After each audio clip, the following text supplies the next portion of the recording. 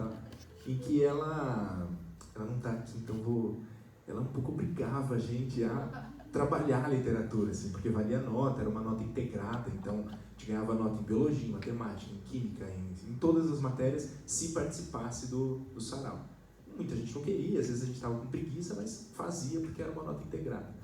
E aí foi os 3 anos do ensino médio participando e tal, escrevendo, compondo, e na época trabalhando textos da literatura brasileira, né? Os modernistas, os concretistas, os parnasianos, enfim, todas essas escolas aí literárias que a gente acaba aprendendo na escola. Isso foi um pontapé muito importante, eu sempre falo dela como alguém que dentro de uma instituição, às vezes um pouco formatada, assim, né? Um pouco quadrada, que a gente conhece do ensino público brasileiro, mas com a ousadia de olhar um pouco mais adiante, né? Introduzir esse comportamento, esse hábito no nosso dia a dia. Então surgiu aí meu hábito pela arte da cena, sobretudo, né? Teatro e a literatura, e depois outras experiências que a gente vai compartilhando um pouquinho, né? Mas já estou aí, sei lá, acho que uns 15 anos ou um pouquinho mais, fazendo esse percurso aí de brincar. Eu gosto de chamar de brincar de poesia. Eu fico até emocionada quando eu ouço histórias assim, que a gente fala, né? O professor, ou no meu caso, o bibliotecário, sempre tem a gente cria uma referência leitora para os alunos. Ela pode ter criado, né? Mesmo que assim, trocando por nota, ou brigando um pouquinho, mas sempre de uma maneira que vai fazer a diferença na vida do aluno. Você não sabe o que o futuro te espera, que um dia um aluno seu vai estar ali fazendo a Mostra Internacional de Poesia, que vai estar apaixonado, trabalhando com literatura. Então esse é o papel tão importante, e é importante a gente falar disso porque a gente está aqui num espaço também educativo. O SESI, ele nasce na educação, né? Educação para as crianças, para os filhos dos industriários. E falar de literatura para esse tipo de público é muito importante. Eu fico emocionada, assim, estou num lugar muito, muito confortável aqui de alegria. E você, Mari, fala pra gente um pouquinho como é que foi seu começo nessas artes literárias. Olha, eu acho que como escritora, no sentido da escrita ser importante pra mim, eu acho que desde que eu fui alfabetizada, assim, eu amava fazer as redações, eu sempre gostei de escrever, eu sempre criava histórias e fazia livros escrevendo no papel, né? Isso aqui nem existe mais, né? Nos almaços, né? Fingindo que estava fazendo meu livro. Então, assim, é uma coisa que sempre teve muito dentro de mim, mas é aquilo, né? O florescer escritora e falar sou escritora é um processo que foi muito difícil. Aí foram anos depois, então só depois que eu já estava formada na faculdade, que eu tive coragem de publicar meus textos aí, usando aí das redes sociais, né? Totalmente anônima, não colocava meu nome, era um medo assim, enorme dessa exposição. E só com o tempo que eu fui participando de antologias também, que a gente vai... acho que também como mulher, né? Como artista, a gente sempre tem uma síndrome de impostora desgraçada. Então a gente fica com essa dificuldade, às vezes, de se afirmar escritora. Mas hoje eu já consigo me ver dessa forma, porque a escrita sempre foi importante para mim como uma forma de elaborar internamente muitas das coisas que eu estava passando. Então acho que um pouco, como você disse, essa coisa é um pouco terapêutica, assim, de conseguir lidar melhor com as próprias questões da vida e as reflexões da vida por meio da escrita. Mas foi, então, mais ou menos em 2009 eu comecei a publicar algumas coisas, mas mais depois da faculdade, a partir de 2013, eu comecei a publicar mais. E aí, na pandemia, é que eu comecei a participar das antologias, de sarau, de me expor mais. E aí veio a criação do Festival Diversa, que também é um festival que veio para trazer a arte de outras mulheres, em diversas linguagens, né? E também onde eu pude mostrar a minha poesia como artista também. Então, acho que foi um debut aí também nesse festival. Nossa, eu acho isso muito incrível. Falar assim, né, desse começo é muito difícil, né? Acho que seja o autor mais antigo ou o autor mais novo, sempre passa por aquilo. Ai, e se eu escrever uma coisa e ninguém se interessar para ler? E se eu escrever algo e as pessoas odiarem? E principalmente quando a gente é mulher, a gente se questiona muito, porque o nosso lugar no mundo é sempre questionado. Então quando a gente escreve algo, é sempre de coração. A gente coloca muita, muita, muita emoção nisso. E continuando a partir já desse assunto, né, eu queria perguntar um pouquinho para você e para o Matheus, como é que foi essa intersecção, né, para esses outros formatos de expressão artística, como a performance, a música, o teatro, a ilustração. Você começa, Matheus, conta pra gente como é que foi um pouquinho disso tudo para depois passar para a Mari. Acho que voltando um pouco nesse início, né, eu começo incentivado pela Adriana, pelo Sarau, etc., mas muito apaixonado pelas artes da cena. Então, os meus primeiros escritos, embora as publicações que eu tenho hoje sejam poesia, os primeiros escritos eram em dramaturgia. Eu gostava muito da leitura dramática, dramatúrgica e tal. Então, os meus primeiros movimentos como artista, além da música, são no teatro, nas artes da cena e tal. E claro, aliando coisas, assim, né? Acho que eu nunca deixei de fazer uma coisa, talvez você sinta um pouco isso também. Nunca deixei de fazer uma coisa para fazer a outra.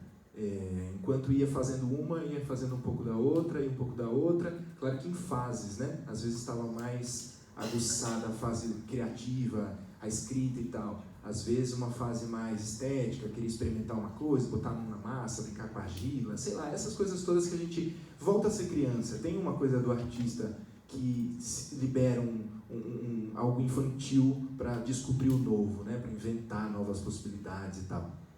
Hoje, quando eu pego para escrever um texto, muita gente me pergunta às vezes, mas qual é o seu estímulo, né? Qual é o seu insight? Todo mundo acha que a poesia é uma coisa que aparece assim na sua vida e vem e toca o seu coração. Às vezes mas eu gosto muito de brincar que poesia é mão na massa. Significa abrir a página lá do computador ou ao maço em branco e ficar lá esperando, trabalhando, aí erra, acerta, risca uma coisa, põe outra palavra. Tem um trabalho ali, né? Uma construção que é árdua. O trabalho do artista, de modo geral, é árduo, né? Então, essa intersecção entre linguagens sempre foi uma coisa que me interessou muito. Hoje, eu direciono o trabalho na poesia, na performance e na experimentação musical. Lá atrás, eu comecei estudando piano, aos poucos, por conta de uma tendinite no punho, eu fui me distanciando um pouco do clássico, daquele piano mais comum, e fui indo para uma experimentação sonora, ou seja, uso de tecnologia, pedais, coisas mais tecnológicas, sons mais sintetizados, para trabalhar um pouco essa mistura assim, da palavra, que é talvez a coisa mais analógica que a gente conheça, né? Até, sei lá, um grito da torcida de futebol conclamando um campeonato, etc. Mas é analógico. E aí me interessa muito o analógico que é processado para o digital e aí cria uma outra experiência, etc. e tal. Então essa hibridez, né, multilinguagem, sempre foi uma coisa que me interessou e segue me interessando mesmo como produtor. Quando eu penso em produzir eventos, mostras, festivais, etc. e tal, sempre me interessa também pensar uma curadoria que traga esse aspecto da multilinguagem, da multidisciplinaridade das texturas todas, né? E acho que isso vai muito ao encontro do que a gente está vivendo hoje também, ao pensar diversidade, ao pensar inclusão. Quer dizer, não é só uma questão social, acho que é uma questão também estética, é uma questão também poética, é uma questão também para a gente refletir em outras camadas, né, do que é atuar em sociedade, seja como advogada, como cientista social, como analista de sistemas, como biocientista, isso? Biotecnólogo e etc, né? E como artista também. Acho e um artista, né, também, ele não, quanto mais ele consegue se expressar, melhor para o mundo. Eu sempre falo, independente da forma, independente do que você vai ler, ou vai escrever, ou vai criar, se expresse. Isso é o mais importante. E você, Mari, conta pra gente, então, como é que faz essa intersecção aí entre as várias expressões artísticas? Eu acho que pra mim a música era uma coisa que eu sempre gostei, fiz um pouco de violão, sempre gostei muito de cantar. E aí eu sempre teve essa vontade de mesclar, porque eu acho que poesia e música aí já é um casamento mais do que óbvio, né? E aí veio a oportunidade de fazer um primeiro álbum, então foi uma experiência muito rica, muito diferente. Mas eu acho que é um pouco do que você falou, né? De uma necessidade de criar e testar coisas novas e poder ampliar até o alcance da própria poesia, porque às vezes eu acho que a poesia ainda tem um lugar muito restrito, que algumas pessoas sentem que talvez não seja para elas, e eu sinto que usar outras formas de expressar a poesia às vezes ajuda essa mensagem a alcançar mais fácil. Então a música, depois com o festival, como a gente estava na primeira edição do festival, a gente fez no meio da pandemia, não teve como fazer nada presencial. Então eu tive que gravar uma performance poética em casa, usando a câmera que eu tinha. Meu namorado Guilherme me ajudou muito a gravar as coisas, aprender a editar, aprender a usar recursos sonoros e efeitos sonoros para trazer uma imersão naquilo. Então acabei me estruturando um audiovisual com a poesia. Então eu acho que é isso, é uma necessidade de experimentação interna, mas também uma vontade de fazer com que, no fim, a mensagem daquilo que você quer passar chegue a mais pessoas e talvez as pessoas consigam se abrir a pensar, poxa, talvez poesia seja a minha praia. Eu acho que o legal dessa intersecção é a gente perceber que talvez linguagens que a gente não tem contato ou não tem familiaridade, às vezes a gente se abre por conta dessas multiplicidades de linguagem que a gente junta, né? Não, realmente, quando a gente mistura, seja num desenho, seja numa pintura, seja numa música, numa produção audiovisual, tudo é texto. Tudo tem a origem da palavra. E quando a origem é a palavra, a arte fica literária. Isso é o mais bonito, eu acho.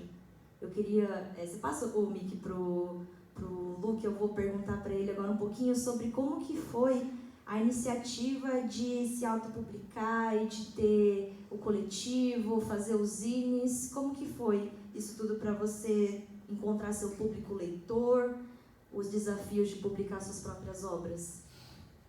Bem, eu já tinha feito algumas publicações antes, mas para editora, assim, né?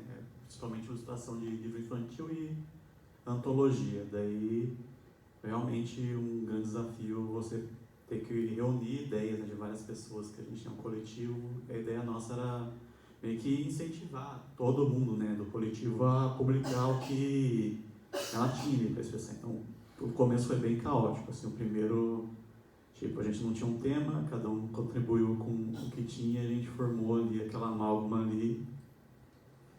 E o público-alvo é bem difícil também, né, porque quando você não tem muita certeza do que você quer, fica difícil você atingir alguém, mas a ideia nossa primeiro foi, o segundo a gente prendeu, né, como primeiro, e o segundo a gente entregou com um tema, né, específico para a gente poder estudar melhor o público que a gente queria.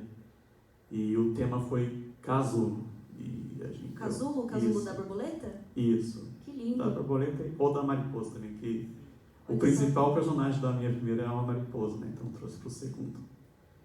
E o casulo, eu surgi com essa ideia, principalmente filosofia, né? Eu assino como filósofo psicodélico online e eu publico os textos com esse nome.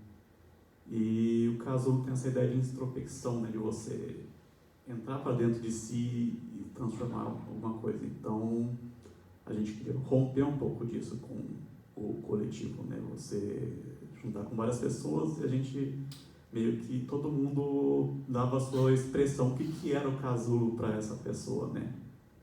No caso, e ajudou a dar um direcionamento melhor, né, para o que a gente queria para os próximos. Então, questão de público-alvo, publicação, a gente fugiu para um pouco do quadrinho, da literatura. A gente pretende fazer poemas também mais pra frente, porque todo mundo assim, escreve um pouquinho ali. E outras mídias também foi um jeito da gente alcançar, principalmente em evento. Você tem muita gente tentando vender ali, né, um quadrinho, a gente precisa de uma coisa para chamar atenção. Então, uma coisa que eu pensei foi fazer uma estatuetinha de uma capivara Buda, para estar ali na frente. O personagem dele é uma capivara Buda. Isso. E eu escrevo bastante, tanto na filosofia quanto nessa cultura da China, da Índia. Eu junto um pouco de tudo e a capivara Buda foi um pouco disso, né, do que eu tenho de influência de cultura indígena, que eu estudei bastante quando eu fui fazer um dos primeiros quadrinhos. Nunca foi pra frente esse primeiro quadrinho que eu fui, mas eu ainda guardo no coração, assim. Então, eu juntei essa coisa, assim, brasileira com uma coisa do budismo ali, né, hindu. Então, foi uma coisa bem legal de fazer, assim, e de compor nesse temática do casulo. E não tem nada mais do Alto Tietê, né, do que juntar a nossa herança indígena com a nossa herança italiana, japonesa, chinesa, portuguesa aqui da região. É muito... Isso eu acho claramente Alto Tietê. Com certeza. E você, Sheila, conta pra mim um pouquinho como é que foi essa iniciativa de se autopublicar, ter a sua editora, porque a gente estava conversando um pouquinho, né, sobre as dificuldades dos novos autores contemporâneos de se publicarem no Brasil, encontrar um público leitor, encontrar o seu público cativo. Como é que é pra você? Então, meu primeiro livro eu fui publicada por uma editora, só que eles não dão muito apoio para você vender. E eu caí de paraquedas, né? Analista de sistema, comecei a escrever, achei lindo, falei, não, vou procurar uma editora e coloquei lá. Basicamente, eu não vendi nada, mesmo porque eu não sabia vender. Né? Eu até falei para ela, uma amiga me trouxe aqui, tinha um evento aqui no SESI, foi há 10 anos atrás aqui no SESI, o lançamento do meu livro. Né? E depois, até fiz a segunda edição, mas também não vendi nada, porque eu entendi um pouco o que ela falou, né? É difícil você se assumir como escritora, é um processo. Então, na época, eu achei lindo, mas na hora que eu recebi o livro, aquele impacto, né? Será que eu vendo, né? Vão rir da minha cara, sei lá, tem todas aquelas coisas, né? Então, eu acabei dando para muitas pessoas. Eu trabalhava em Moema, eu ia tomar café, andava para as moças lá e tal. E eu tive um feedback bem bacana, porque era uma história muito simples, você vai ler, escrita de uma forma bem simples, e tinha pessoas que falavam assim, nossa, eu nunca consegui ler um livro, e eu consegui ler o seu, porque era uma leitura simples, né? Eu não era escritora, né? Eu escrevi, né, que estava dentro, que eu precisava colocar para fora, né? Então, isso foi em minha primeira edição. Só que aí, eu participo de um grupo, né, de poetas de Mogi, antigamente se chamava Entremeio Literário, hoje nós é o mesmo grupo, só que com uma nova direção, da Ana Nilson, que está aqui no palco, e que se chama Diversos, né? E como eu tenho facilidade, por eu ser analista de sistema, eu tenho muita facilidade em edição, essas coisas, eu comecei a dar uma de alegre, vamos fazer, né? E foi bem assim, artesanal. Só que com o passar dos anos eu vi que não, eu estava fazendo um trabalho bacana e até comparado assim com o editor. E acho que 1 ano e meio atrás, junto com o canal Caqui Literário Ana Herete, que também está aqui, a gente fez uma parceria e começamos a realmente trabalhar de forma profissional, né? Eu já tinha o selo da Cuno, porque eu havia feito um trabalho, uma oficina dentro de uma empresa em Bracon, né? Esse ano a gente teve a oportunidade de fazer novamente, que é trazer a escrita como uma ferramenta de cura, né? Que, inclusive, a oficina se chama Manejo das Emoções, e a gente faz uma oficina, né? Explicando, incentivando as pessoas a escreverem o que está dentro do coração, né? Para desabafar e, se caso sentir, né, que é a vontade de participar de uma antologia. Então, dentro dessa empresa, a gente já tem 2 antologias publicadas. Dentro do grupo Diverso, também a gente, do Entremeio a gente já tinha umas 4, agora a gente, do Diverso, estamos indo para a terceira, né? Terceira? Acho que até mais, né? 4. São bastante. Agora, quanto ao público-alvo, é bem complicado realmente, porque, primeiro assim, você tem que ter um tema direcionado, né? Criança, eu imagino que seja até mais fácil, né? Porque oriental, né, fala sobre isso, então você tem um público-alvo, né? Quando você escreve um romance, quer dizer, você vai concorrer com vários outros romances. Então, o que vai importar é você participar de grupos, você participar de eventos, mostrar a cara, porque você vai passar a ser conhecido. Aí sim, nossa, eu conheço fulano. Agora, porque se você for um tema geral, fica mais difícil mesmo você se colocar, né? Não, e essa questão do coletivo é super importante, porque quando eu decidi também, né, lançar o meu livro, eu escrevia desde 2017, fui juntando as poesias, e aí eu ganhei um concurso de poesia de uma revista literária que é de Nikkei, de descendentes de japoneses aqui no Brasil. E quando eu fui receber a premiação, pela primeira vez eu falei assim, nossa, eu acho que existe um público, eu acho que existem pessoas que gostariam de ler esse tipo de poesia que eu escrevo. Então, naquele momento eu falei assim, eu acho que eu acho que eu deveria publicar. Só que eu também pensei assim, eu não quero que o que eu publique seja podado, seja que alguém me diga o que eu posso ou não falar num livro. Então, nesse sentido, eu fui bem teimosa. Eu fui bem teimosa, bem orgulhosa. Então, eu juntei com meu marido, né, também, porque a gente já tinha uma expertise gigante, né, no mercado literário, por eu ser bibliotecária, meu marido ser designer de livros. Então, a gente falou assim, não, vamos embarcar juntos nessa empreitada. Então, a gente começou, né, com um estúdio criativo e, a partir daí, lancei. E também tive muito esse friozinho na barriga, né, no dia que eu recebi os exemplares, era o dia que já ia lançar o livro. A gente lançou o meu livro no Festival do Japão, no ano passado. E quando o livro chegou, eu coloquei na mesa, e aí tinham outros escritores mais antigos do que eu na mesa também, dessa revista literária que eu participo. Eles falaram assim, agora você tem que vender. E eu olhei assim, eu falei assim, como que eu vou vender? Com esse monte de gente passando aqui na frente do stand, não tenho coragem. Eles, você tem que falar. Oi, meu nome é Liana, eu sou escritora, esse é meu primeiro livro. E eu não conseguia, eu congelei por uns 20 minutos. Eu ficava assim, olhando as pessoas passando e não conseguia falar. Eu sou uma pessoa muito, muito extrovertida, né? Muito tranquila, eu converso com todo mundo. Mas nesse momento eu falei assim, gente, eu não consigo falar que eu sou escritora. Então, e estar nesse coletivo, estar nesse local que tinham várias pessoas que já tinham publicado vários livros, já tinham passado por essa experiência, me ajudou muito. Porque um senhorzinho até mais velho, ele falou assim, Liana, calma, esse é só o seu primeiro.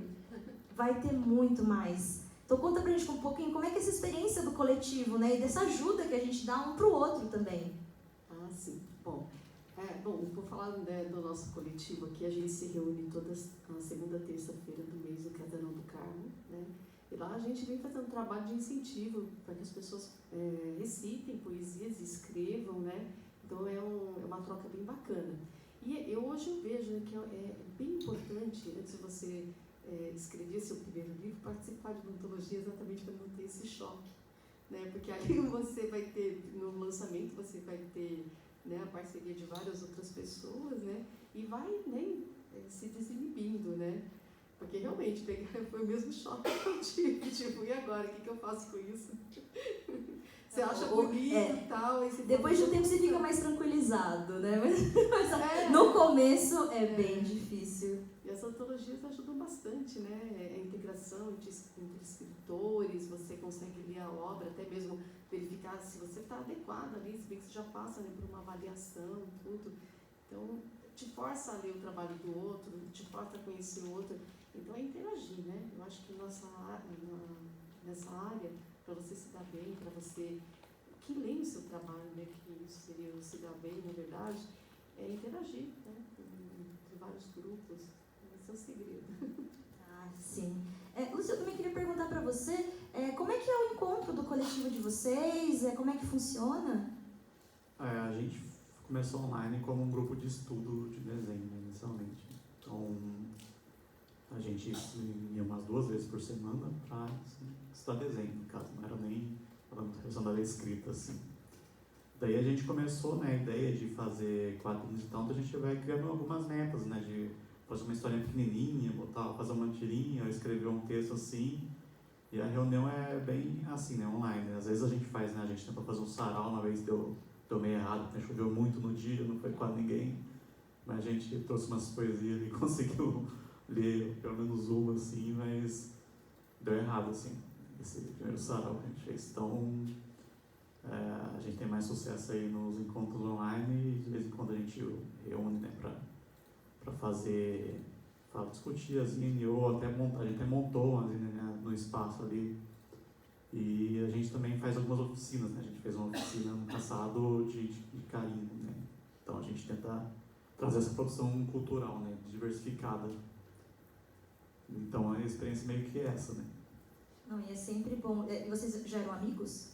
Sim, sim. Ah. A gente meio que se conheceu e começou a fazer, né, esses encontros assim, e depois foi surgindo a ideia, né, de fazer mais a sério um pouco nessa produção. Não, é sempre, eu falo, encontrar amigos que gostam das mesmas coisas que vocês. É o primeiro passo. É o primeiro passo. Você está num grupo, é o primeiro passo para você ter uma ótima carreira e um ótimo grupo de amigos. Eu queria passar agora para o Matheus e para a Mariana também para falar um pouquinho sobre o processo de criar a própria produtora, né? A gente falou de criar a própria editora, o próprio selo, e como é que é criar a própria produtora, para a gente falar um pouquinho sobre essa cena, né, desses artistas independentes aqui do Alto Tietê. Como é que foi essa ideia, ou foi uma necessidade, né? Acho que, não sei, vamos compartilhar do mesmo microfone, assim, tipo, que acho que a fala vai ser, enfim, talvez similar, né? Não idêntica, mas similar. Bom, primeiro pensar o contexto Alto Tietê, né? Uma soma aí de 12 cidades, se transformou em 14 cidades. Você tem lá do extremo, né? Salesópolis, Guararema, etc. e tal, até o outro extremo, que é Guarulhos. Então, no meio do caminho tem um corredor gigante de cidades que são, via de regra, muito adensadas, né? Talvez a maioria delas no ambiente periférico, né? A periferia de São Paulo, assim, do que é a grande São Paulo, né? É uma região estratégica para o Estado do ponto de vista econômico, né? Porque tem acesso ao porto, enfim, várias passagens aí, isso há muito tempo. E um privilégio, a gente está aqui em Mogi das Cruzes, Exato. Né? Mogi das Cruzes é uma das cidades mais privilegiadas da região do Alto Tietê. Sim. Então, assim, né? A gente está falando de Alto Tietê, mas ainda falta muita cidade aqui. Sim. Nessa soma de várias cidades que se relacionam entre si, pelo menos na minha experiência foi, do ponto de vista cultural, elas não se relacionavam tanto assim. Não haviam ainda instituições tão fortes e tão presentes como é o caso do SESI, por exemplo, numa atuação mais direta com a cultura e tal. Existia já em relação ao esporte, que acho que é mais tradicional, né? Instituições do sistema S aí, como o SESC e outras tantas, ainda não tinham passado por o lado de cada ponte, ainda estavam ali na Zona Leste, mas ainda meio tímidas assim, né? Era a sede ali de Itaquera e tal, e não chegavam aqui, né? Então, acho que a palavra necessidade vem um pouco nesse arcabouço. Foi necessário ter uma espécie de burocratização do fazer artístico para que a gente conseguisse acessar, do ponto de vista documental, editais, recursos, captação, etc., a parte mais burocrática, mas também instrumentalizasse um pouco, na minha experiência, o meu próprio fazer como artista, sobretudo da palavra, do teatro, mas também dialogando com outros artistas que estavam numa mesma ânsia de produzir, de querer expandir seus trabalhos, etc., ou não encontravam alternativas, ou encontravam alternativas de mercado, que é essa: você paga um valor X, assina um contrato X e acabou. Você depois tem que se virar para vender, para ir atrás, para refazer, para ensaiar, etc. Então, acho que essa é uma experiência E também comum. ficar refém dessas produtoras de São Paulo. Sim. Produtoras do Rio de Janeiro, que não Sim. entendem muito bem a nossa cultura, a rica cultura aqui da nossa região. Sim, então nessa necessidade surge uma ideia, né? Eu sempre fiz, agora não estou em coletivo, mas sempre fiz parte de coletivos de teatro, de militância política, de grêmio, a gente está sempre se envolvendo com algum coletivo, né? Entra em um, sai em outro, enfim, já trabalhei com vários grupos aqui de cultura da região e tal, e a gente vai acumulando experiências, para que num momento você diz, bom, agora é a hora talvez de sentar e organizar algumas coisas, anotar algumas ideias, colocar no papel, escrever, e aí você vai percebendo que algumas pessoas somam nessa ideia, né? Elas também estão nessa vontade, nessa iniciativa e tal. Ações como essa que a gente está fazendo hoje aqui dentro de uma instituição, etc. e tal, nem sempre foram realidades em Mogi, e em muitas cidades, infelizmente, ainda não são. Cidades um pouco mais longínquas assim daqui de onde nós estamos hoje, né? Você vai a Itaquá, Arujá, enfim, cidades um pouco mais próximas ali da região leste, mas que também absorvem índices maiores de criminalidade, questões relacionadas a saneamento básico, a falta de estrutura. Então tem toda uma questão político, social e econômica que inevitavelmente interfere no nosso trabalho. E aí quando a produtora surge, né, falando no caso da OK, ela surge para ser a tentativa de um farol, de uma luz que pudesse balizar não o mercado, mas quem está à margem desse mercado, ou seja, nós que estamos aqui que queremos produzir num time diferente, queremos ter um tempo de produção mais demorado, mais aguçado, queremos experimentar mais coisas e não só produzir em massa, em grande quantidade, porque às vezes é isso, quando você já tem o material muito bem, puxa, isso aqui eu quero produzir, imprimir 10 mil exemplares, mas às vezes você só quer imprimir 30, e tá bem, tá tudo bem. Então é preciso haver um espaço, né? Então acho que a minha experiência de produtora surge um pouco por aí. O meu livro que está aí fora, depois se vocês quiserem folhear um pouquinho e tal, para passar a palavra, ele vem nessa mesma provocação do que vamos fazer. A gente tinha uma ideia e essa ideia não se concretizava, que era fazer um livro com a lombada aparente, com a costura do livro aparente. Todas as editoras, as gráficas, etc., que nós convidamos para participar, tinham assim, puxa, então, mas veja bem, assim a gente não faz. E aí, então, nessa iniciativa surge, meio que irmã da OK, um selo editorial chamado Antípoda, em parceria com um poeta da Zona Leste, que é um grande irmão, parceiro, que é o Thiago Minho, não sei se por acaso vocês conhecem, e a gente diz assim, bom, já que ninguém quer imprimir o nosso livro, vamos fundar um selo, então, e vamos imprimir os nossos próprios livros. E aí começa, então, essa labuta, que é um trabalho super artesanal, de você buscar parceiros que topem fazer, não porque uma grande editora está contratando, mas porque ela entendeu o potencial estético, o trabalho que está sendo desenvolvido ali pela artista que produziu a questão gráfica, etc, etc. Então, acho que as duas coisas caminham um pouco nessa necessidade, né? E aqui estamos, ainda bem que a gente precisa de coisas que a gente inventa as soluções, né? Não, eu falo assim, aqui estamos num lugar extremamente seguro, com pessoas que acreditam no que a gente acredita, isso é o mais importante. Eu tinha até esquecido de comentar que eu conheci a Mari a partir do coletivo também, numa ideia que eu tive com algumas outras escritoras asiáticas e brasileiras, para começar um coletivo para que a gente se ajudasse nessas publicações, encontrássemos nosso lugar no mercado editorial. Eu acabei conhecendo ela e conheci também a produtora, descobri que ela era de Mogi, e conheci uma pessoa maravilhosa que também vai contar um pouquinho como é que foi a ideia de começar a produtora, porque você ainda trabalha no direito.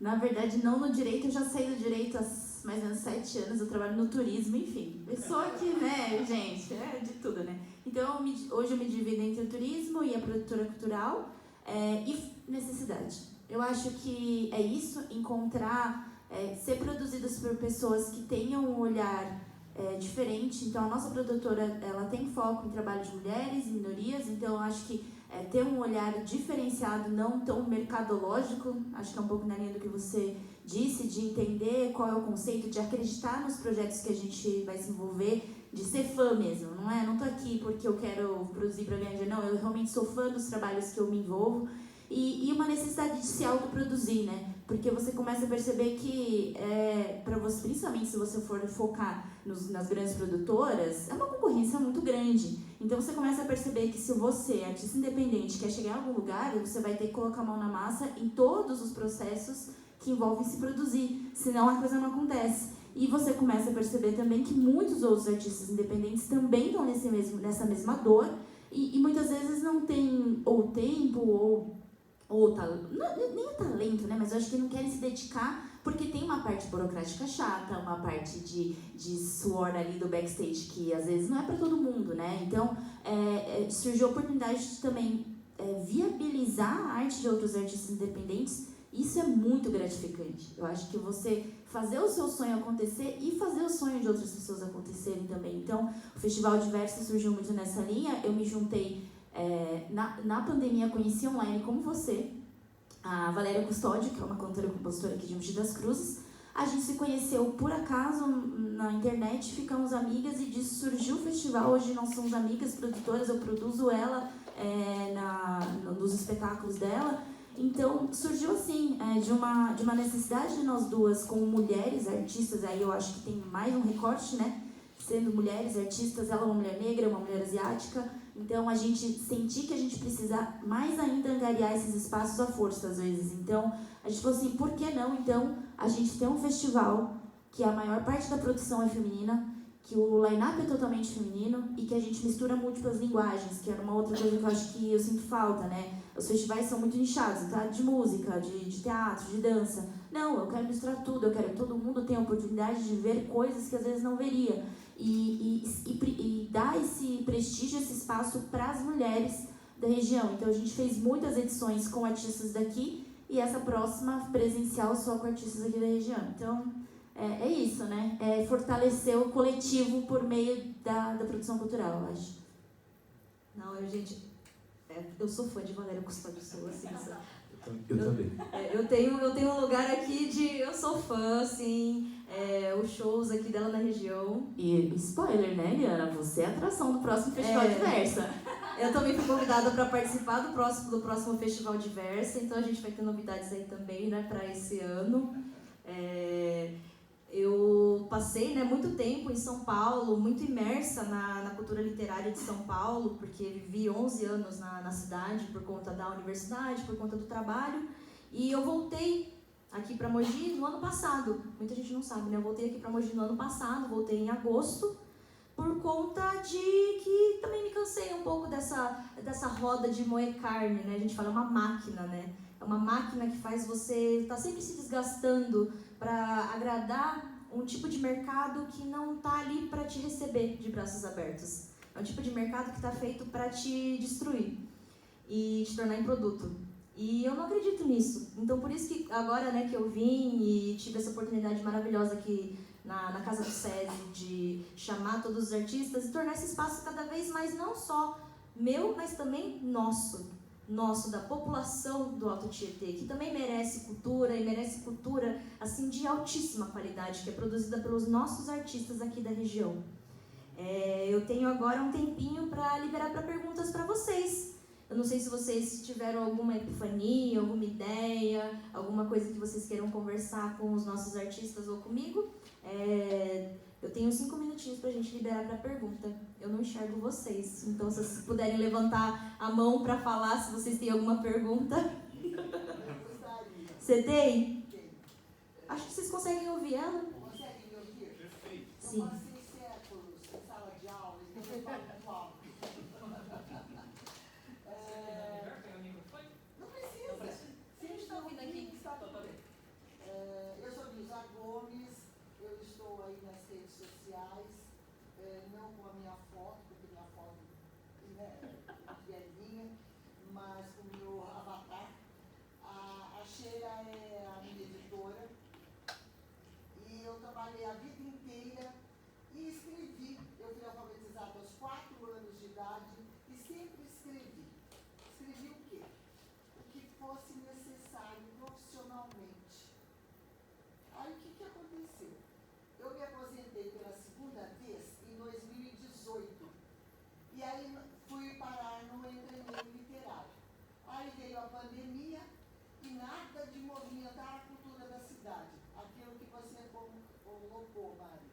Se você quer que as coisas aconteçam, desculpa aí, vamos em frente. Ela arregaçou as mangas, pra quem não viu ali no fundo.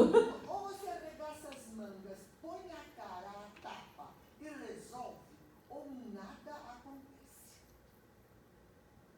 E na minha idade eu já posso fazer o que eu quiser e dizer o que eu quiser, porque já sou dada como senil. Eu amo. Meu próprio filho disse que ia me processar porque eu não botei o nome dele no livro, mas eu o chamei de primogênito. Como diz ele é advogado, ele disse, mãe, Mogi inteiro sabe que eu sou o primogênito. Então o que aconteceu? Eu arregacei as mangas e dei a cara a tapa, pedi audiência para o excelentíssimo senhor prefeito várias vezes e até hoje ele não me recebeu. Desci para o segundo escalão e a secretária de Cultura da época cedeu-me um espaço. Eu sou meio que filha da ditadura do Brasil e já anteriormente da ditadura da Espanha, né? Então eu tenho assim um jeito meio firme de colocar o que eu quero. Não impondo, mas determinando, digamos assim. E aí eu consegui montar, né, junto com as parcerias, 2 coletivos. O Diversos, que funciona no Casarão do Carmo na segunda terça-feira, com essa menina linda, essas meninas maravilhosas, e um de música, porque o Casarão do Pinhal, lá no alto da Boa Vista, fechou-se com a pandemia, a estrutura do Rogério não estava bem e acabou o sarau do Pinhal. Aí juntei os remanescentes e fundamos o Roda da Alegria, que funciona na última terça-feira, dia 30 agora, no Casarão do Carmo. Eu recebo todos vocês que quiserem aparecer, de braços abertos e com café com bolo. Gente, fica aí o convite. Fica aí o convite. Foi assim que eu determinei para a antiga secretária. Eu quero abrir esse espaço para reunir as pessoas que gostam de literatura e de música em ambientes separados. Aspas, muitas aspas. No dia de literatura, eu chamo os músicos. E no dia de música, eu chamo os poetas. Ponto. É uma ótima técnica. Deu para entender? Filha, eu já parei a Avenida Paulista com os meus braços abertos para enviar os meus 50 alunos por ônibus. E eu tinha 2 ônibus, e só eu comandando o grupo, para assistir aquela peça do SESI, talvez vocês seriam crianças demais na época. Santa Luzia passou por aqui com seu carneirinho comendo capim, alguma coisa desse jeito. E o SESI ofereceu para os meus alunos de escola pública uma sacolinha, uma verdadeira merenda. Sanduichinho, barra de chocolate, fruta, suquinho, todos eles ganharam. E o SESI abriu de manhã com esse espetáculo. A Pelinha, que na época usava cabelinho vermelho. Porque quando eu quero, ponto. Se todo mundo tivesse um posicionamento assim, independente, é o que eu falo, independente da idade, com 10, com 20, com 30, 40, 50, 60, 70, 80 anos, a gente tinha uma cultura muito viva. Ainda não fez 80. A minha avó tá aqui. Mas você entendeu? Então a gente tem que lutar pelas coisas que a gente quer. Sim. Independentemente do seu crédito, a sua opção sexual, é a sua vontade. E normalmente a gente consegue uma rapaziada, umas meninas, que embarcam nas nossas abas. Eu não tenho cara de vender, mas essas 2 meninas puseram um balcãozinho e o meu primeiro livro individual se esgotou numa tarde. Foram vendidos. Os meus filhos, se quiserem comprar. Depois eu quero ouvir um pouquinho melhor essa história dos filhos. Então, está colocado e o convite também. Na terça-feira, dia 13 de Carnaval, não teremos o sarau literário no Casarão. Mas, porém, todavia, contudo, teremos o nosso sarau no dia 20 na tenda do SESC. Os 2 grupos. Que incrível! Em primeiríssima mão, ainda não publiquei, mas já estou convidando todos vocês, dia 20 de fevereiro, às 19 horas, na tenda do SESC. Os 2 coletivos, tanto o Roda da Alegria quanto o de Versos. Estão convidados, Ilza Gomes, que nos fala. Que maravilhoso. Gente, estão convidados. Alguém mais tem algum comentário, alguma pergunta para a gente começar? Infelizmente, as nossas finalizações já... Eu ficaria até de madrugada. Pode falar, você aí no fundo. Esse é um senhor muito bonito. Você é um pouco calvo, mas é meu marido. Um pouco não, muito calmo. Pode comentar. Não é nenhum comentário, eu queria só perguntar, de fato, né? Para quem? Para quem quiser responder. Ah, tá. Eu queria entender, saber um pouco mais da visão de vocês, qual a diferença maior que vocês veem entre o mercado de São Paulo e o mercado do Alto Tietê aqui. No sentido, eu também, a Adriana comentou, a gente publicou o livro dela, eu sou músico também, vou na Roda da Alegria terça-feira, né? Vou visitar, aceitei o convite. Café com bolo chama mesmo, tá? Ah, adoro bolo.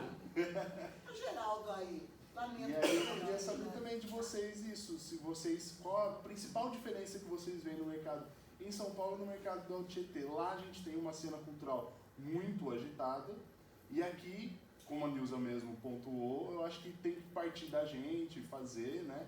E qual a principal diferença, assim, que vocês veem de fato? Assim? Quem quer responder? Olha, engraçado, eu tô em São Paulo, né? Eu também, depois da faculdade, acabei ficando em São Paulo, mas sou nascida em Mogi das Cruzes. E no fim eu tenho trabalhado muito mais com projetos aqui. Eu acho que eu não tenho nem experiência tanto no mercado de São Paulo, mas das coisas que eu senti nesse processo é que exatamente, talvez por ter ainda em algumas coisas estar mais engatinhando e precisar de mais desenvolvimento, também tem muita oportunidade. Então eu acho que a gente tem que ver que talvez esse cenário que ainda precisa de muita ação, de muita arregaçar as mangas, se você for uma pessoa assim, aqui na região tem muita coisa para fazer, porque tem muito artista independente que não está tendo visibilidade, como você falou agora, tá, né, abrindo esses espaços que a gente pode produzir, eles são muito mais acessíveis, por exemplo, o Sesc aqui, o SESI, eles são muito mais acessíveis às vezes do que você tentar falar com o Sesc de São Paulo. Então, porque é uma competição muito grande, né? São Paulo, muita gente no entretenimento está lá. Então, eu acho que, se eu fosse falar uma diferença positiva, é essa. Eu acho que Alto Tietê é uma terra de oportunidade. É só a gente arregaçar as mangas e fazer acontecer. Porque, sim, vai dar mais trabalho, mas a gente pode construir as coisas do jeito que a gente gostaria, né? E uma coisa também que a gente consegue aqui na região igual, por exemplo, eu acabei conhecendo todos vocês pelas redes sociais. Elas têm os malefícios, têm todas as questões de dificuldades, mas a partir de que cada um foi mostrando um pouco do seu trabalho nas redes sociais, eu pude conhecer melhor o trabalho de todos e poder convidar vocês para estar aqui. E ter a abertura, né, da equipe do SESI para num sábado à noite abrir o auditório, estar com todo mundo, ter convidado toda a equipe do Slam para a gente fazer a apresentação aqui, é muito importante. E é muito mais tranquilo, eu sinto isso. Uma coisa que eu também sinto, né, de diferença, respondendo a pergunta do Sr. Vitor, é que em São Paulo, as instituições, elas têm um público muito cativo. Então, por exemplo, um Sesc Belenzinho, um Sesc Itaquera, um Sesc Avenida Paulista, ou a Casa de Cultura do Butantã, ou o Centro Cultural Tiradentes, tem um público já muito cativo, enquanto que aqui para a cultura em Mogi, até por conta de muito desmonte que aconteceu em várias gestões, nós ficamos muito tempo com o Teatro Vasques fechado, nós ficamos muito tempo com esse processo de licitação muito longo de abrir do SESI, o SESC ou não. A gente acabou perdendo o contato com o nosso público-alvo, que são os amantes da cultura, que tem muitos aqui na região. Então, toda essa coisa da região não ter esse contato tão próximo fez com que essas instituições perdessem esse público-alvo. E a gente ficou muito focado na questão do esporte. E o esporte é sim importante, o esporte é sim uma forma de conexão com o outro. Mas aqui também é cultura e também é arte. Então, essas são, para mim, as maiores diferenças que eu enxergo, né, nisso tudo.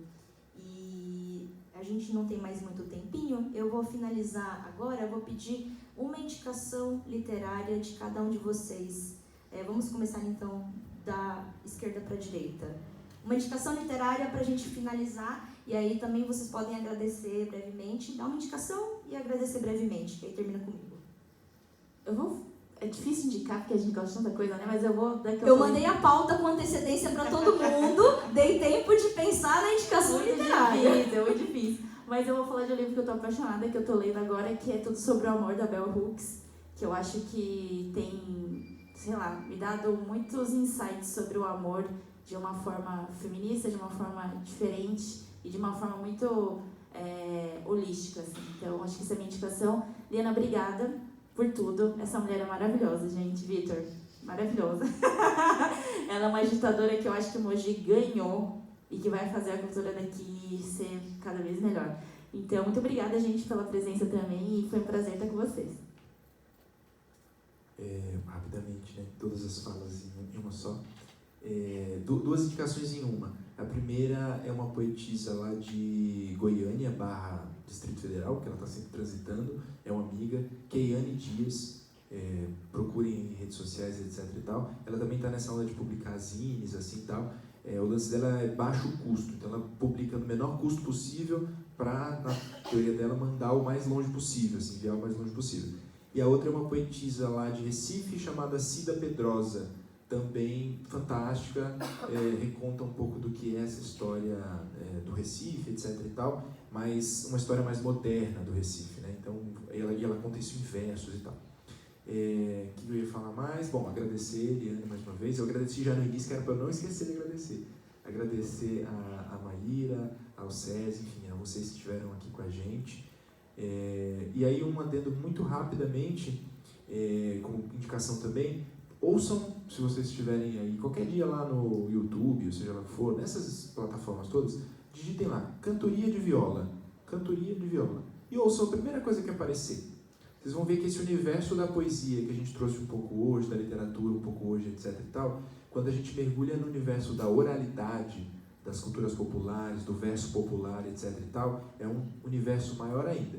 Então eu já deixo uma provocação para num segundo momento a gente voltar para uma conversa para falar sobre esse universo também das oralidades, da poesia popular, etc e tal, que eu tenho certeza que é fonte de criação, de pesquisa para todos nós, pelo que eu ouvi a gente comentando hoje. Então pesquisem que vocês com certeza vão se divertir muito. Bom, é isso. Meus livros estão lá fora, os nossos todos, então na saída não vão embora rapidamente, porque a gente está num horário bom ainda, dá para passar lá, conversar um pouquinho, comprar um livro, incentivar um artista. As minhas redes sociais, @aosprimataspoeta. Eu não falei isso no início, mas é um codinome também, muita gente me conhece como Aos Primatas. Depois, quem quiser saber por quê, eu estou lá na banquinha de livro, a gente conversa. Valeu. Quero primeiro comentar que muito boa a indicação da Bell Hooks, eu li também, é um ótimo livro.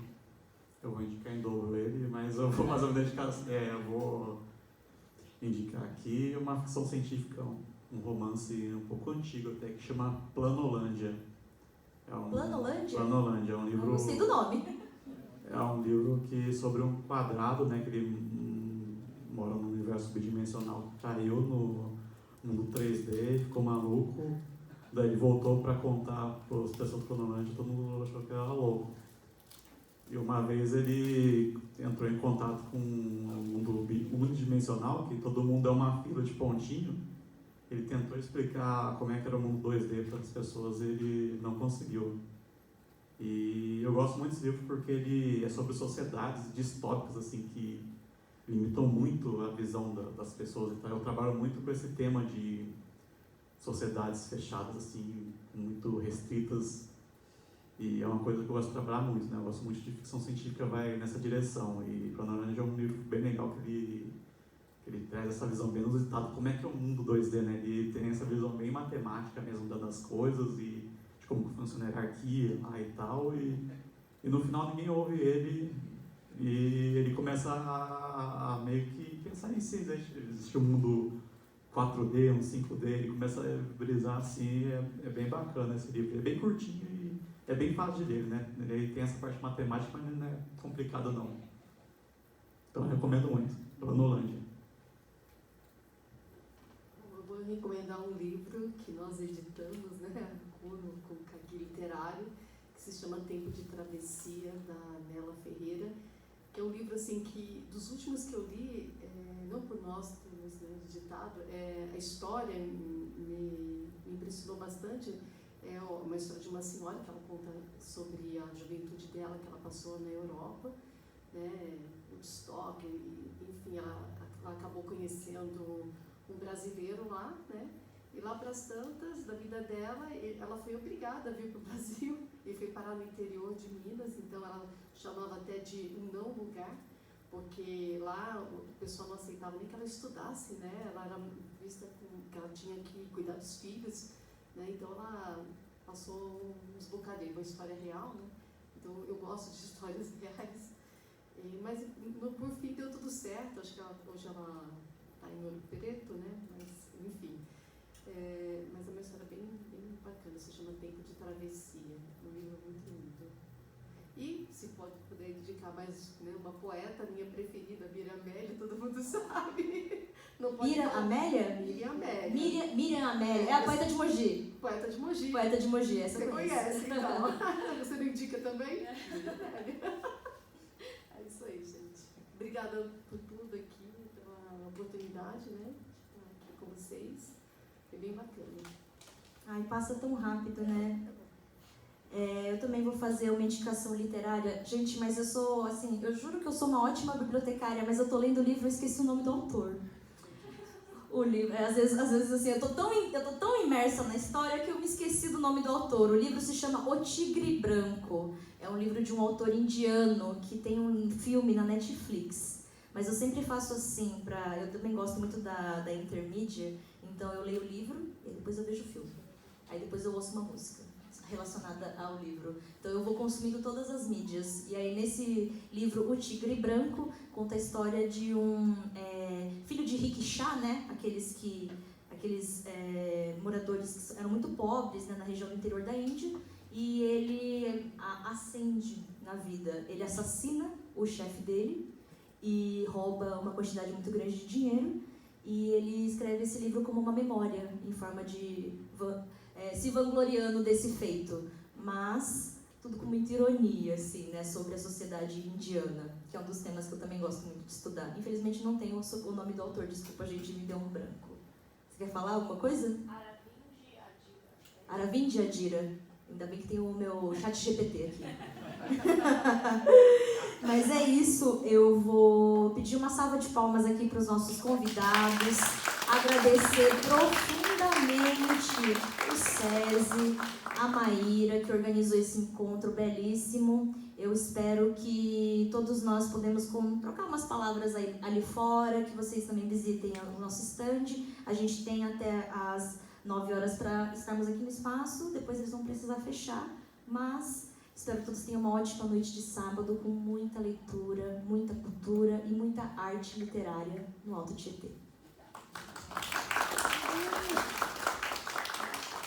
Obrigada, gente. Tira uma foto. Ah, uma foto.